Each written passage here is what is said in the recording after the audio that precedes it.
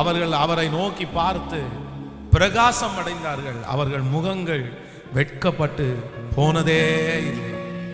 உண்மையாய் தம்மை நோக்கி கூப்பிடுகிற யாவருக்கும் கர்த்தர் சமீபமாய் இருக்கிறார்.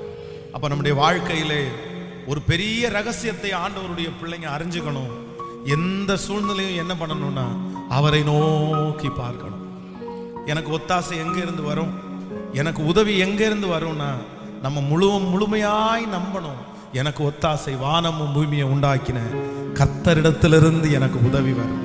நான் சொல்றேன், நம்ம போகிற பாதையில இருக்கிற எல்லா வாசல்களும் அடைக்கப்பட்டு யாருமே நமக்கு உதவி செய்வதற்கு முன் வராவிட்டாலும் ஆண்டவர் ஏற்ற காலத்திலே உங்களுக்காக வானத்தை கர்த்தர் திறப்பார். அவருடைய பொக்கிஷ சாலையை கர்த்தர் உமக்காக உங்களுக்காய் திறப்பார்.